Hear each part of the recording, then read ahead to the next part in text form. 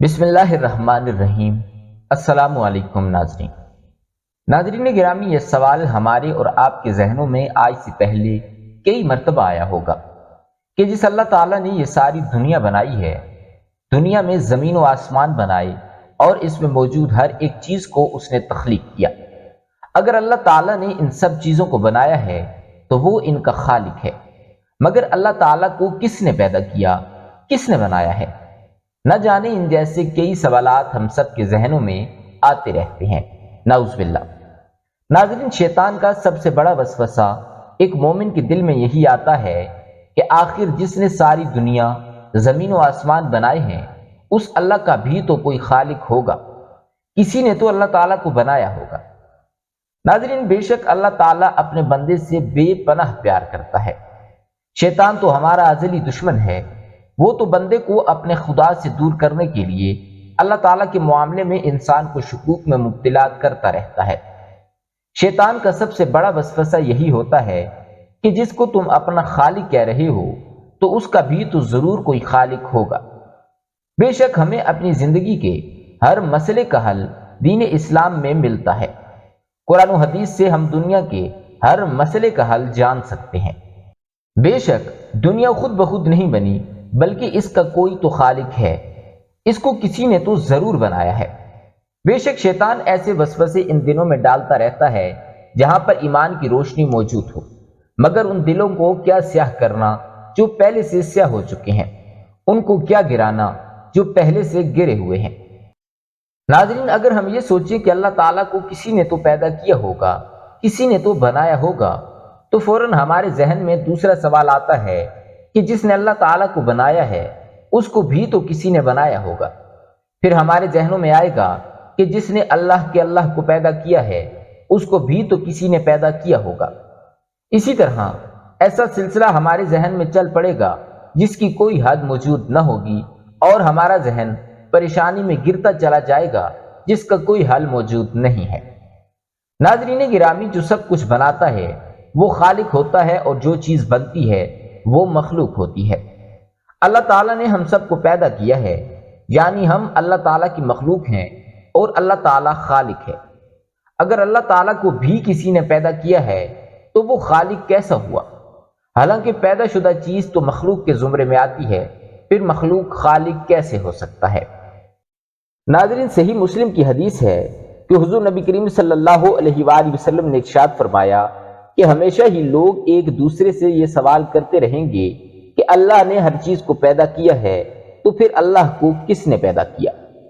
تو جو شخص ایسا اپنے ذہن میں سوال پائے تو وہ یہ کہے کہ میں اللہ پر ایمان لایا۔ اسی طرح مسند احمد کی ایک حدیث ہے کہ حضور نبی کریم صلی اللہ علیہ وآلہ وسلم نے ارشاد فرمایا کہ جب کسی کے پاس شیطان آ کر پوچھتا ہے کہ آسمان کو کس نے پیدا کیا ہے، بندہ کہتا ہے کہ اللہ تعالیٰ نے۔ زمین کو کس نے پیدا کیا؟ تو وہ کہتا ہے کہ اللہ تعالیٰ نے، یہاں تک کہ شیطان سوال کرتا ہے کہ اللہ تعالیٰ کو کس نے پیدا کیا ہے۔ اگر تم میں سے کسی کے دل میں یہ سوال آئے تو فوراً قل هو اللہ احد یا 4 قل پڑھو۔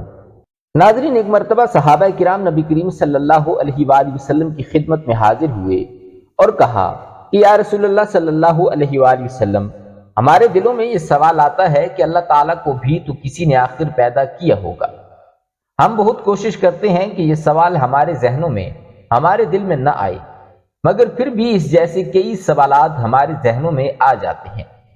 تو نبی کریم صلی اللہ علیہ وآلہ وسلم نے ارشاد فرمایا کہ یہ تو ایمان کی پختگی کی علامت ہے، اگر تم ایسے خیال پاؤ تو انہیں فوراً سے جھڑک دو۔ اس سوال کا مصدر اور پیدا ہونے کی جگہ شیطان ہے۔ اس کا علاج اور اس کا رد یہ ہے کہ وہ خطرات اور شیطان کی تلبیس یعنی حقیقت کو چھپانے کے پیچھے نہ چلے۔ وہ یہ کہے کہ میں اللہ تعالیٰ اور اس کے رسول صلی اللہ علیہ وآلہ وسلم پر ایمان لایا۔ شیطان سے اللہ تعالیٰ کی پناہ طلب کرے، اور حدیث میں بائیں طرف 3 دفعہ تھوکنے اور سورہ اخلاص یعنی قل هو اللہ احد پڑھنے کا بھی ذکر موجود ہے۔ اور رہی یہ بات کہ اللہ تعالیٰ کا پہلے سے موجود ہونا، تو اس کے متعلق ہمارے نبی کریم صلی اللہ علیہ وآلہ وسلم کی دی ہوئی خبریں موجود ہیں۔ نبی کریم صلی اللہ علیہ وآلہ وسلم کا یہ قول کہ اے اللہ تو اول ہے، تجھ سے قبل کوئی چیز نہیں، اور تو آخر ہے، تیرے بعد کوئی چیز نہیں۔